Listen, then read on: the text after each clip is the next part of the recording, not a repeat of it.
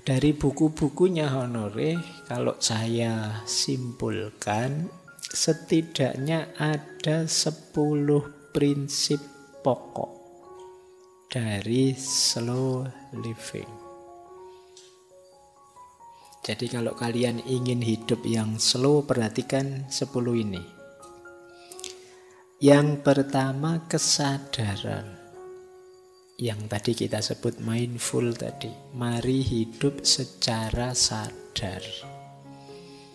Untuk yang pertama ini ya kita banyak belajar misalnya dari Socrates tentang self-awareness, tuntutan untuk mengenali diri, menyadari diri.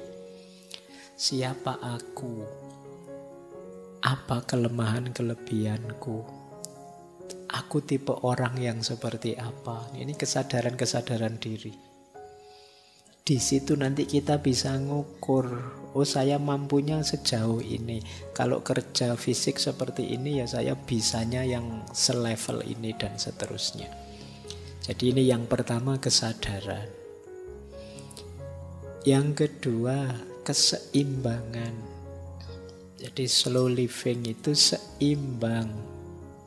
Jangan fokus nyari kesenangan fisik saja, lupa kepuasan batin kita. Atau mengejar ambisi kepuasan batin saja, lupa kesehatan fisik kita. Harus seimbang. Pikiran, mental kita, jasmani kita, rohani kita itu harus seimbang. Semuanya kita urusi dengan baik. Jadi kalau dalam agama ditambahi lagi ya dunia ya akhiratnya. Harus seimbang. Ini kunci kedua. Jadi kalian merasa, Pak saya ritmenya tepat Pak, tapi kamu yang diurusi hanya urusan kesenangan materi saja, ya masih belum seimbang. Prinsip kedua, keseimbangan. Kemudian prinsip ketiga, kualitas di atas kuantitas. Awas jangan keliru, kuantitas itu untuk mendukung kualitas.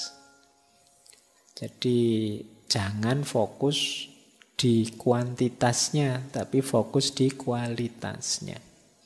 Kadang-kadang kita beraktivitas sebentar tapi dalam itu lebih berkualitas daripada banyak tapi dangkal.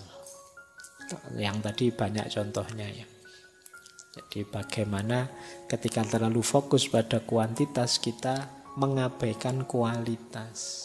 Lebih melihat yang konkret-konkret, lupa bahwa ada yang di-upgrade kualitasnya. Kemudian menghargai proses bukan hanya hasil. Ya tadi rumusnya tadi ya sudah saya sebut. Apa-apa itu ya ada prosesnya, tidak ada yang instan. Kali yang ini apa saja ada prosesnya. Apapun itu, kuliahkah, belajarkah, menikahkah, hidup bermasyarakatKah, ada prosesnya. Mungkin kalian kemarin kaget misalnya baru dari kampung masuk ke Jogja, selama ini hidup di rumah saja sih, tidak pernah bermasyarakat, yang bermasyarakat orang tuamu. Sekarang kamu mandiri harus bermasyarakat sendiri. Itu mungkin ya kaget. Tapi ada proses. Jangan drop dulu, ada prosesnya.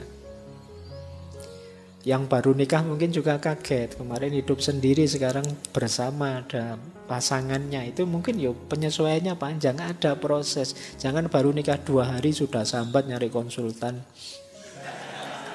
Belum, yang membayangkan sakinah mawaddah warohmah ya ndak bisa instan, ada prosesnya.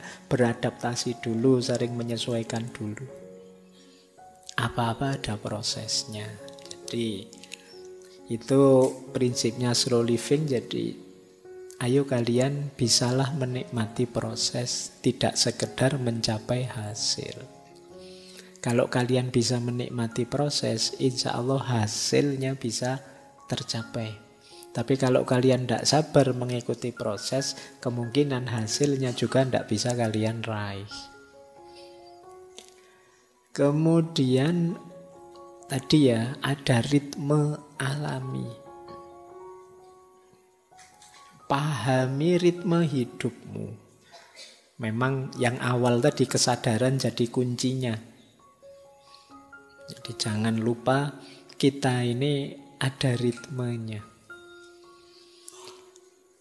Kapan kerja, kapan istirahat, ada ritmenya. Di titik mana kalian mulai lelah, mungkin saatnya kalian mengurangi banyak kegiatan dan lain sebagainya. Kemudian kesederhanaan, simplicity. Sederhananya konsep simplicity itu jangan memasukkan, melibatkan, nambah-nambah aktivitas kegiatan yang tidak ada hubungannya dengan dirimu atau tujuan-tujuanmu. Kadang-kadang kita itu nyari masalah sehingga hidup kita jadi kompleks, jadi ruwet. Bukan beban kita ikut-ikutan komen misalnya, terus dibantah orang, kita ngamuk jadi rame. Itu nyari masalah. Seperti kata Lao Tzu itu ya. Jadi hidup kita itu simple tapi kita yang bikin ruwet sendiri. Ayo kita hidup simple saja, to the point saja, kita nikmati prosesnya. Yang tidak penting posisikan sebagai tidak penting. Yang sekunder ditaruh di sekunder, yang tersier ditaruh di tersier. Biar tidak ruwet. Kalian pilahlah tadi ya, ini kebutuhan, ini cuma keinginan. Jadi yang kebutuhan diutamakan, yang keinginan kalau bisa dipenuhi ya dipenuhi. Ini kayak kita waktu belajar Epikuros di minggu pertama bulan ini. Kemudian keberlanjutan, perhatikan aspek keberlanjutan ini. Ya tentu saja pertama-tama keberlanjutan ekosistem lingkungan kita. Kemudian perhatikan juga keberlanjutan kita, kesehatan kita, dan seterusnya. Kemudian ada prinsip lagi, mari kita bisa mengontrol waktu, bukan dikontrol oleh waktu. Kita subjeknya, waktu objeknya. Hari ini kita sering kebalik, kita dikontrol oleh waktu. Kayak tadi loh, kita dikontrol oleh schedule. Kemudian fleksibel, luas saja, jangan kaku. Kemarin Pak saya begini, tapi sekarang kok tidak mungkin lagi ya Pak, karena ya sudah diganti saja. Kan tidak apa-apa. Fleksibel saja. Jangan terlalu kaku, karena ada orang yang terlalu kaku dengan jadwalnya, rutinitasnya, dan lain sebagainya. Ya diadaptasi saja, disesuaikan. Tidak masalah.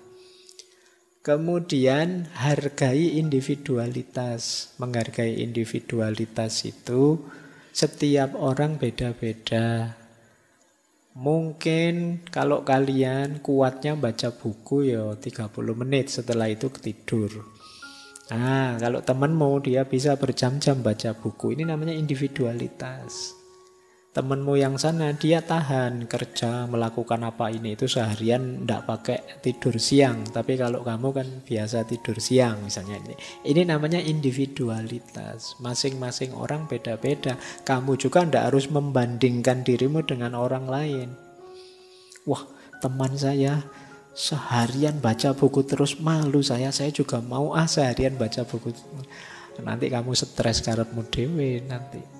Jangan-jangan kamu baru baca buku dapat 2 lembar sudah menguap terus tidur. Tiap orang beda-beda. Hargai individualitas dirimu dan individualitas orang lain. Inilah slow living. Kata beliau, manfaat besar dari memperlambat langkah adalah mendapatkan kembali waktu dan ketenangan untuk membuat koneksi yang bermakna, baik dengan orang lain, dengan budaya, dengan pekerjaan, dengan alam, dengan tubuh, dan dengan pikiran kita sendiri. Jadi kalau kita agak slow down, kita agak memperlambat sedikit, kita lebih tenang.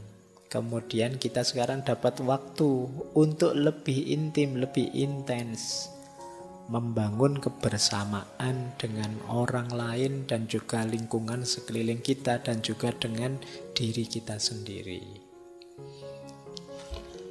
Beliau melanjutkan, para pemikir terhebat sepanjang sejarah pasti tahu pentingnya mengubah pikiran ke kecepatan rendah.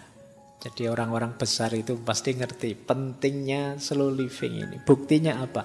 Misalnya Charles Darwin menggambarkan dirinya sebagai pemikir yang lambat. Einstein terkenal karena suka nongkrong, saya bilang tadi kayak ngelamun berjam-jam menatap angkasa di kantornya di Universitas Princeton. Jadi orang-orang besar itu pasti kunci keberhasilan mereka adalah mereka bisa hidup dengan ritme yang tepat sesuai diri mereka masing-masing. Nah, kelemahan kita diburu-buru oleh fast culture tadi. Ini pentingnya sekarang kita belajar untuk memperlambat ritme. Oke, baik. Semoga sudah bisa ditangkap ya maksudnya slow living. Setelah ini kita belajar 3 gaya hidup yang banyak dijelaskan oleh Carl Honore tentang slow living. Yang pertama slow food, yang kedua slow traveling, dan yang ketiga slow parenting. Kita awali dari slow food. Seperti apa sih slow food? Tadi kan ada kritik pada fast food. Apa sih pesan dari gerakan slow food? Yang pertama jelas ya, melawan budaya fast food. Kalau fast food, makanan itu hanya dilihat jadi bahan bakarnya tubuh. Jadi hanya melihat itu. Kemudian ya biasanya makanan olahan, nutrisinya kurang, cara makannya tergesa-gesa dan lain sebagainya. Namanya fast food yang makannya mungkin tergesa-gesa. Biar cepat habis terus melakukan pekerjaan yang lain. Sementara slow food mendorong kita untuk menikmati makanan sebagai ritual yang penuh perhatian, melibatkan bahan yang berkualitas, waktu memasak dinikmati, dan kebersamaan dalam menyantapnya. Nah, ini mungkin tadi ya banyak diinspirasi di desa-desa itu kan lebih slow food. Kemudian menghargai proses memasak. Kalau di peradaban modern banyak orang mencari cara cepat masak atau tidak usah masak sama sekali, eman-eman waktunya. Tapi slow food ini menganggap proses masak itu penting. Penting meluangkan waktu untuk masak sendiri bahan-bahan segar yang dibeli sendiri. Dan memasak itu pengalaman berharga, tidak sekedar tugas, tidak sekedar kewajiban. Kalau teman-teman sudah bisa menikmati momen indahnya memasak, nah ini kalian sudah mulai masuk ke ranah slow food. Yo, ndak laki-laki, ndak perempuan. Sekarang kan banyak malah yang cowok-cowok yang juga chef ya. Saya ndak tahu kalian apa bisa masak apa ndak. Tapi biasanya kalau kalian masak sendiri, itu rasanya seperti apapun, ayo saja dimakan. Sudah terlanjur dimasak. Itu nikmatnya orang masak sendiri. Saya ngalami dulu di pondok itu begitu, bisa rasanya kayak opo, anunya kayak opo, dimakan saja. Dan indah kebersamaannya, proses masaknya, dan lain sebagainya. Yang ketiga, slow food itu punya visi tadi ya, bahan makan yang lokal dan berkelanjutan. Kalau fast food itu bahan-bahan yang diproduksi massal yang kadang-kadang dampaknya buruk pada lingkungan dan juga efeknya untuk industri lokal. Kalau slow food bahannya lokal, organik, musiman, sesuai musimnya. Sehingga rasanya, kualitasnya itu dijamin, juga mendukung petani-petani dan produsen lokal.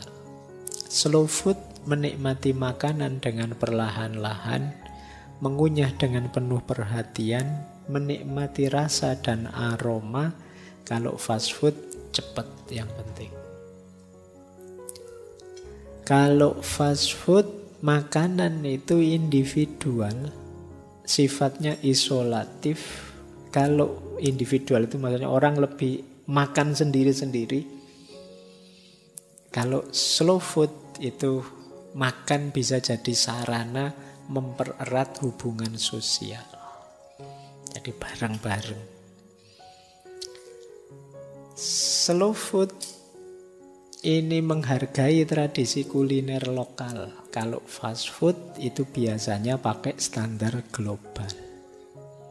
Ini gerakan yang tadi ya diawali di Italia. Kalau yang dikagumi oleh Calhonore itu tradisi kuliner itu ya Italia dan Perancis. Itu mereka kalau makan itu ada ritualnya sendiri yang mungkin kalian melihatnya agak ribet, tapi itulah bagian dari menikmati makanan. Baik, ini satu project sendiri gimana kita mempopulerkan slow food. Boleh nanti kalian mungkin ada yang terinspirasi bikin semacam apa ya, yang lain-lain pakai judul fast food, kamu mungkin bikin warung yang judulnya slow food. Nanti masaknya lama ndak apa-apa, dinikmati. Jadi nanti kalau pelanggannya nggak pakai lama ya, oh ndak bisa, di sini slow food. Jadi kita santai, silakan dinikmati. Baik. Ini yang jadi fokusnya.